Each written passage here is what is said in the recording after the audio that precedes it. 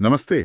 आज हम इज़राइल और ईरान के बीच जो हाल में तनाव बहुत तेजी से बढ़ा है, उस पर गहराई से नजर डालेंगे। हाँ, खास तौर पर ये जो ऑपरेशन राइजिंग लाइन शुरू हुआ 13 जून 2025 को। बिल्कुल।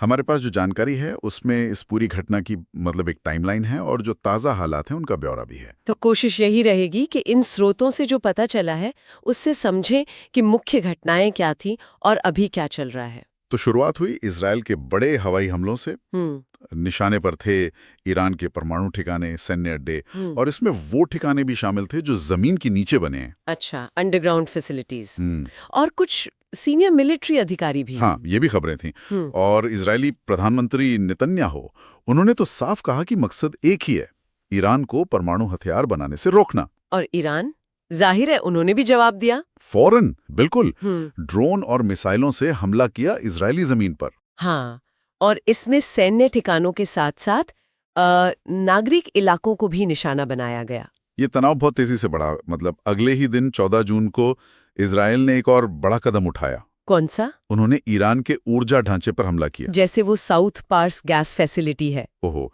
यानी सीधे आर्थिक चोट। हाँ। और ईरान ने भी मिसाइल और ड्रोन हमले जारी रखे।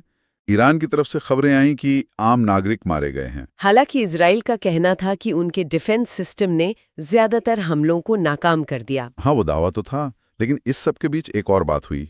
तीसरे दिन 15 जून को क्या? वो जो ओमान में परमाणु बातचीत होनी थी, वो रद्द हो गई। अच्छा, तो मतलब डिप्लोमेसी का दरवाजा बंद होता दिखा। बिल्कुल, तनाव इतना बढ़ गया था। और फिर ये भी खबर आई कि कुछ ईरानी मिसाइलें वो इजराइल के एयर डिफेंस को पार कर गईं। हाँ, शहरी इलाकों तक पहुंच गई। सही। और फिर अगले दिन 16 जून को तेल अवीव, हाइफा, बने ब्राक जैसे शहरों पर सीधे हमले हुए। इसमें तो काफी नागरिक मारे गए हैं ना? हाँ, कई आम लोग मारे गए और स्कूल, पावर स्टेशन, मतलब जरूरी इंफ्रास्ट्रक्चर को भी नुकसान पहुंचा। तो ये लड़ाई सिर्फ मिलिट्री ठिकानों तक नहीं रहे। नहीं, बिल्कुल नहीं। और फिर 5वां दिन 17 जून, वो तो शायद और भी गंभीर था। हाँ, क्या हुआ उस दिन? इजराइल ने तेहरान और नतांज पर भारी हवाई हमले किए। नतांज तो उनका बहुत अहम परमाणु केंद्र है।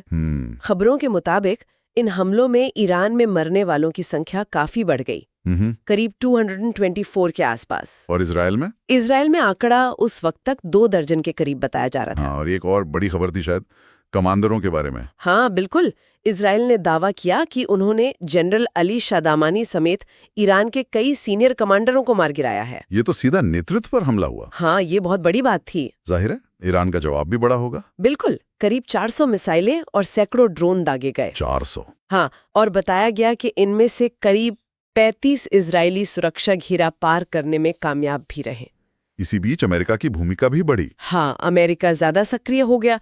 मध्य पूर्व में अपनी मिलिट्री मौजूदगी बढ़ाई, हवा में ईंधन भरने वाले जहाज, युद्धपोत तैनात किए। और वो कह रहे थे कि आक्रामक कार्रवाई पर भी विचार कर रहे हैं। हाँ, राष्ट्रपति ट्रंप ने तो काफी सख्त बयान दिया। ईरान से कहा, बिना शर्त आत्मसमर्पण करो। बाप रे। और कड़ी कार्रवाई की धमकी भी दी।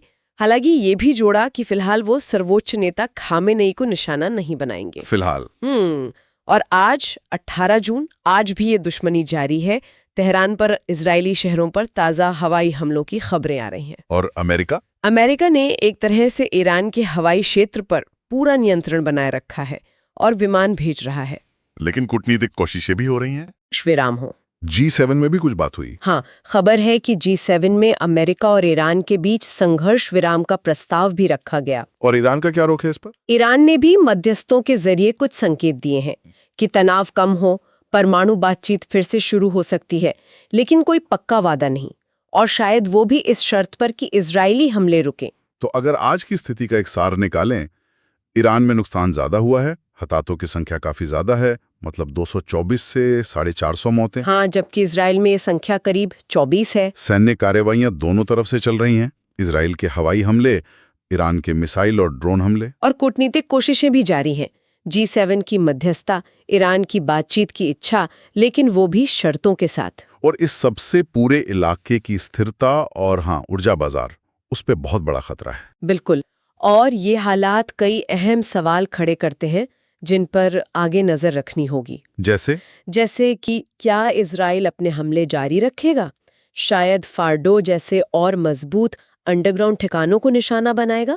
और ईरान, क्या वो अपने कम होते हथियारों के बावजूद हमले जारी रख पाएगा? सही। और अमेरिका, क्या वो सिर्फ डिफेंसिव रहेगा या आगे बढ़कर हमला करेगा? और सबसे बड़ा सवाल शायद ये कि क्या ये कूटनीतिक रास्ते कामयाब होंगे? हाँ, क्या कोई संघर्ष विराम होगा या नई बातचीत शुरू हो पाएगी? और आखिर में सोचने वाली बात यह है कि ये जो इतना गंभीर सैन्य टकराव चल रहा है, दांव इतने ऊंचे लगे हुए हैं और कूटनीति भी अनिश्चित है, तो ऐसे में कौन सी एक चीज होगी? सैन्य दबाव, अंतर्राष्ट्रीय कूटनीति, या फिर इन दोनों देशों के अपने अंदरूनी समीकरण? कौन सी चीज आखिरकार इस संघर्ष को एक बड़े क्षेत्रीय युद्ध में बदलने से रोक पाएगी?